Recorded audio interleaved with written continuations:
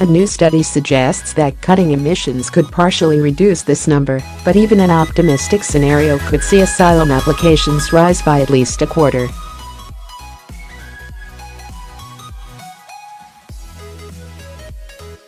They say that, outside of conflict, temperature changes in agricultural regions during growing seasons are to blame.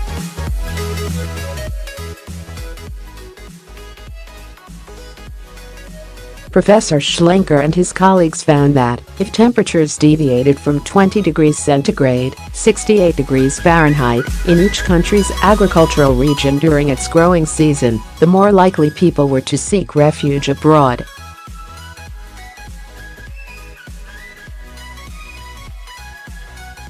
Crops grow best at an average temperature of 20 degrees centigrade, and so not surprisingly, hotter than normal temperatures increased asylum applications in hotter places, such as Iraq and Pakistan, and lowered them in colder places such as Serbia and Peru.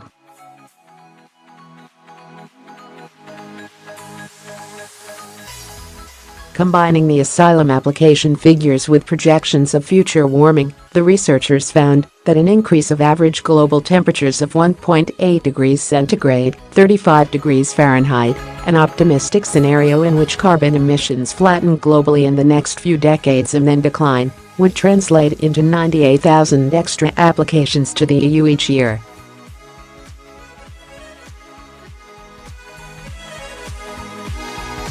If carbon emissions continue on their current trajectory, with global temperatures rising by 2.6 degrees centigrade (36 degrees Fahrenheit) to 4.8 degrees centigrade (40 degrees Fahrenheit) by 2100, this would lead to an extra 660,000 applications filed each year.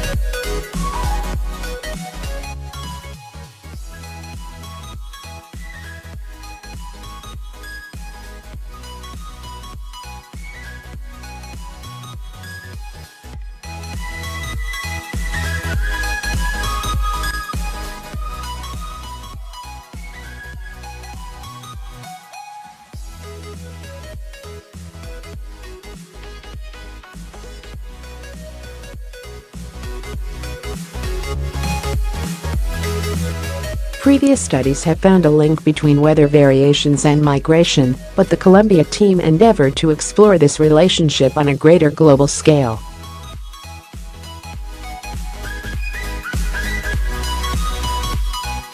They analyzed EU asylum applications filed from 103 countries between 2000 and 2014, an average of 351,000 applications per year.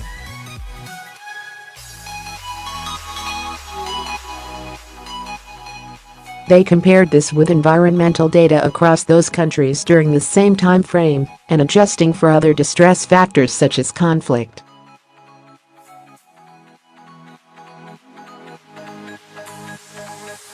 They identified a relationship between fluctuations in asylum applications and weather anomalies.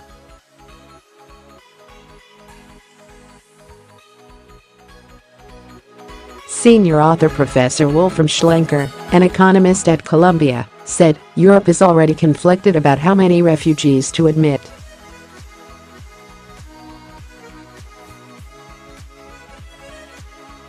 Though poor countries in hotter regions are most vulnerable to climate change, our findings highlight the extent to which countries are interlinked, and Europe will see increasing numbers of desperate people fleeing their home countries."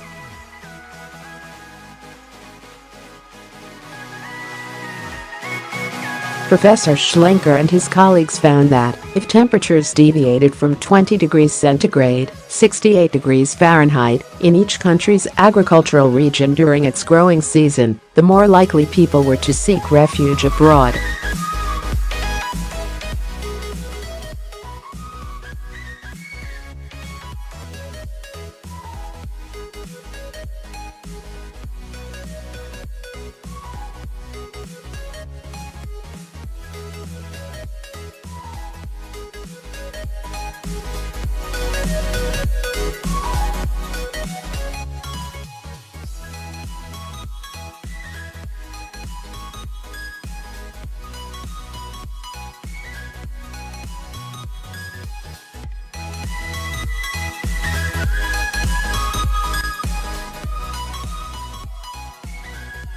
Under the landmark climate deal struck in Paris in 2015, most of the world's nations agreed to cut carbon emissions to limit warming by 2100 to 2 degrees centigrade, 35 degrees Fahrenheit, above pre-industrial levels.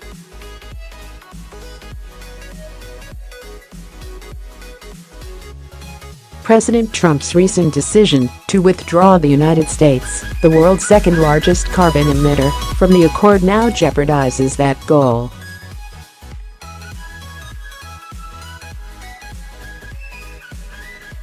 Study co-author Najm, a PhD candidate at SIPA, said, in the end, a failure to plan adequately for climate change by taking the full cost of carbon dioxide emissions into account will prove far more costly.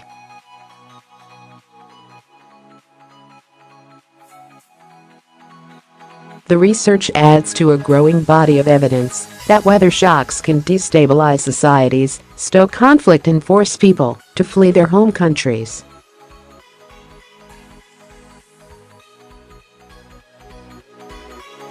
In a 2011 study in Nature, researchers led by Solomon Chiang, then a graduate student at SIPA, linked modern El Niño drought cycles to increased violence and war globally.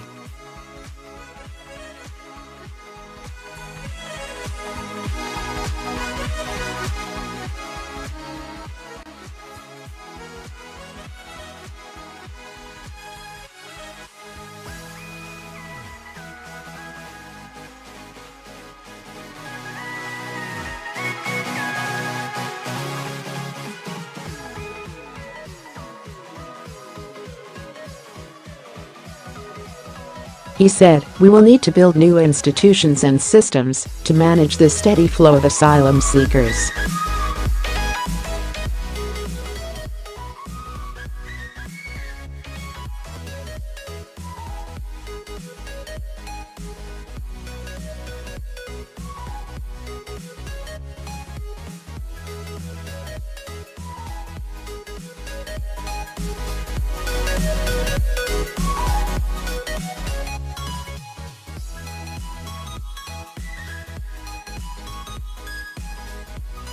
He said, "It's unclear how much more warming will occur between now and the end of the century, but the study clearly demonstrates just how much climate change acts as a threat multiplier."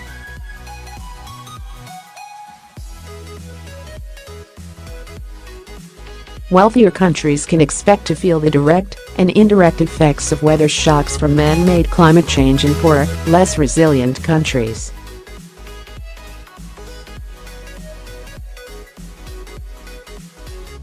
The research was initiated at the request of the European Commission's Joint Research Centre, JRC, which also provided funding.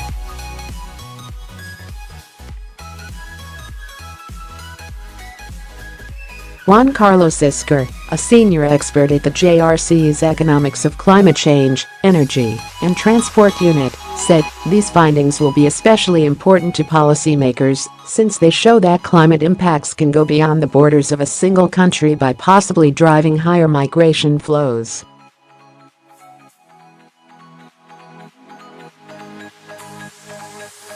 He added, "Further research should look at ways for developing countries to adapt their agricultural practices to climate change."